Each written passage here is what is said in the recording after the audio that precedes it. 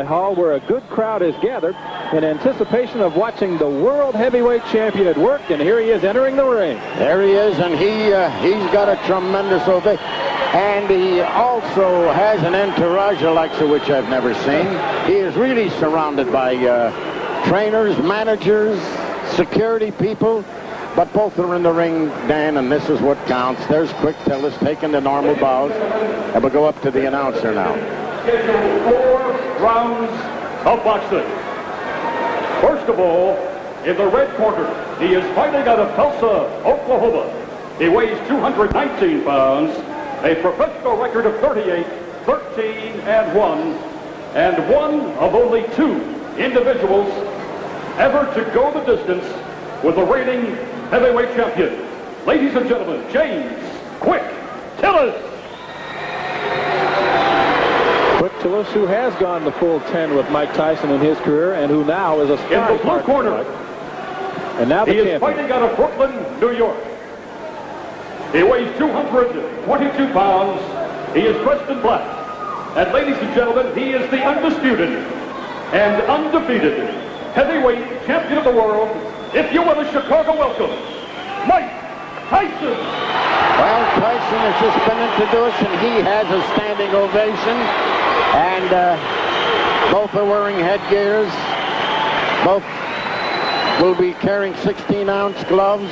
And I'm surprised that Quick Tillis did not put his shirt on. Well, Tyson's dressed in his customary black, as usual, has no socks on, just the black boxing shoes.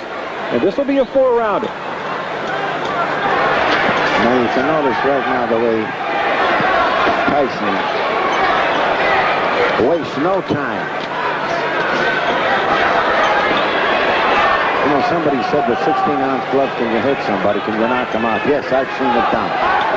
Of course, with headgear, it'd be very difficult to do that, but that's not the intent tonight anyway. People want to see Mike Tyson in action, and they're probably going to get the full 4 rounds. Well, Dan, what you're looking at right now, they're not clowning around just for the benefit of the fans here. They're not showing them, well, here we are, we'll take it easy. They're out there winging. I think anytime Mike Tyson steps underneath those ropes, he's out there for business. I don't think he touches around very often in the ring. Dan, you're right. He's doing it right now.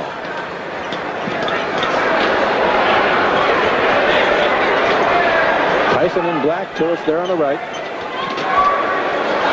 First round action. You know, Tillis is saying this is where it all started for me. I want to make a big hit. I want to come back to Chicago as a headliner again. For a while, he was going great guns. Oh, he really was. It knocked out virtually everyone he fought and was undefeated when Mike Weaver beat him back in '81 out of the Rosemont Horizon.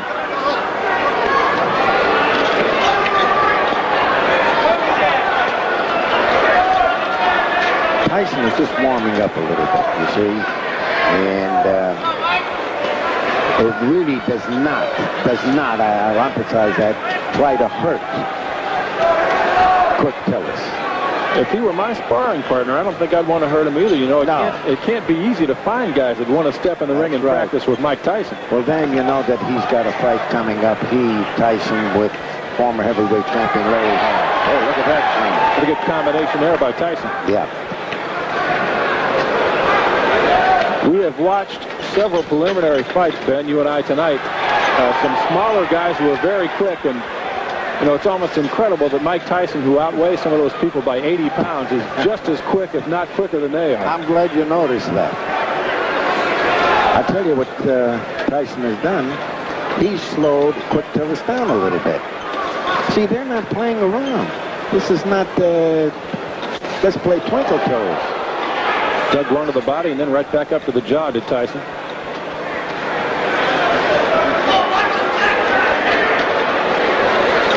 And you look through the crowd and you watch all the folks. Nobody's eyes are turned away from this. This is the first time that they've seen the Mike Tyson. And boy, they are eating it up.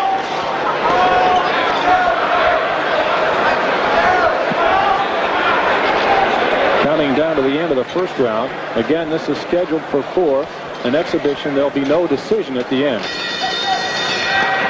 There's one. Yeah, well, you know, as you look at him, Dan, I feel that as great as he is, Tyson, he needs a lot of work. He certainly needs a lot of work yet. Well, you've been around boxing for years and years, and you saw some of the greatest heavyweights in history come through Chicago. Right. Guys like Marciano and the like. Who fought here in Chicago. How would, in your opinion, this guy compare to some of those people? Well, I'll be very honest with you. I still think, as I said earlier, he needs a lot of work. I don't think he would have fared well with a Joe Louis. I don't think that Marciano would have had trouble with him. He's still got a long ways to go. Good fighter, real good fighter. Again, I say nobody around to challenge him, but I think that some of the other fighters that I had seen, the great heavyweights, he needs a lot of work yet. Well, we'll keep in mind that he's only 21 years old and fighting in an era in which there aren't that many great heavyweights to go up against. It's tough to learn when you're 21 and there's nobody out there to fight. I keep telling you, Dan, that there's nobody around that could get the crowd excited. In other words, if you were talking, say, well, after he fights so-and-so, you know who I'd like to see him fight? I'd like to see him fight this fella or that fella. But there's nobody around. Well, he's got Larry Holmes coming up in January. And later on down the road, probably not until early '89, Michael Spinks, which is one that a lot of people are looking forward to. I hope that fight comes off. There seems to be a little controversy about that. Well, I think there's too much money to be made in that one for it not to happen sometime. Too much money. Tonight they're fighting their hearts out for just expenses. And they're not even paying that. I understand they paid their own way in. They're paying their own hotel. And incidentally, the officials here tonight are not getting paid. The referee, the announcer, and the judges. The Holy Angels has yet a long road to hoe. They need somewhere in the neighborhood of $3.5 to $4 million to rebuild the church that burned to the ground. And as of now, Father Clemens says they're in the neighborhood of $1 million. So there's 2.5 or 3 to go, and this may pay some of the freight. As we said, a good crowd here to watch the world heavyweight champion Mike Tyson and James Tillis. Just past the midway point of round 2. Now you see why Mike Tyson, wants a quick Tillis in camp with him. And you see, I mean, there's no playing around. I'm not taking it easy. You're not taking. They're out there really punching and winging.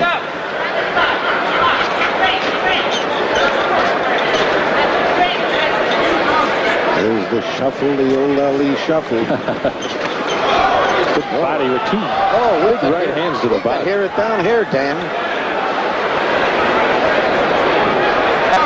There's the shuffle, the old Ali shuffle. Good body with 2 big right hands to the body. I hear it down here, Dan.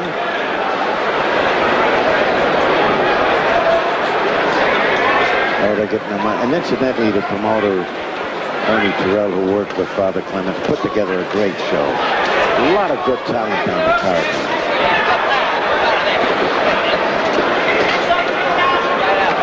We'll be seeing some more of that talent later on in the show. Craig Bojanowski will fight Al Houck, and we'll look forward to that one. It should be fun. Tyson with a good combination. Tyson's throwing most of the leather here, Ben. I don't think Tillis is getting off very well. Well, that's why he's a sparring partner, huh? I was just going to say. But I tell you, he's not leaning over the champion. He's not trying to stop from getting tired. And this is, for an exhibition, this is as good as you'll see anywhere. Mike Tyson, 21 years old. Brooklyn, New York. A troubled youth. And Ben, you know, or knew, I should say, Customato very well. Yes, I do. And their story is a very heartwarming one. Tyson was headed for serious trouble. That's right. And Cuss pulled him out of it, turned him around, and I know, although he's not here now, he'd be very proud of the way Mike Tyson has turned out. You know, he had Floyd Patterson, and Floyd Patterson was a problem, too. And it was Cuss D'Amato, that took him out of I think a Williamsburg section in New York, and he too was running around with bad company, turned him into there was something about Cuss D'Amato that immediately gripped you. And Man wound up with 2 world champions.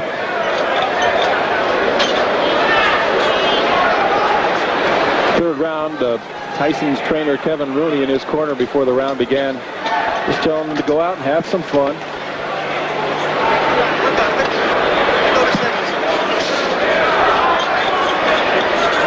See what I enjoy about this, it's not patty cake. No, it really isn't. Boy, what a great thing it would be for Chicago to have him come here and fight when something was on the line. Oh. Well, I know the next fight is not coming here. It's scheduled for January. He fights Larry Holmes. Yeah, that's in Atlantic City. Then he's talking about making a trip to Japan. He wants to be known as a true world champion, and he's not afraid to go outside the U.S. and fight in some exotic places. Same thing that Muhammad Ali did. Hung his title on the line in many foreign countries. Manila, Zaire, there were so many places that Ali traveled to. And that's partially why he was such a beloved character. Yeah, and he had a charisma that everybody loved. I mean, still today you hear that chant, Ali, Ali, you know. You see how big those gloves are? I spoke at the wrong time because Tyson hit him with the left hook. Tillis getting off a few punches too. Yes. They may be 16-ounce gloves, but they'll sting you. If I were James Quick Tillis, I don't know if I'd want to hit Mike too hard. You know, you wouldn't want to. No, I think stir him up. On the other hand, I think that Tyson would insist, throw your best punches at me. That's how you get in condition. That's how a fighter really gets into condition. No, January 22nd is not that far off. Just over 2 months away. Well, between you and I'm not too enthused about Holmes coming back. 22 fights. I don't know. From what I've seen of Mike Tyson, I can't see Larry at 38 having much of a chance against him. Now, you notice how he's been avoiding and getting underneath the left hand of Tillis. Well, Tyson has proven that he's so... another good play. The left hand caught Tillis pretty flush there on the head here. They're not playing around, Dan. He's not a big person. He can hook him outside, though, and he's devastating inside.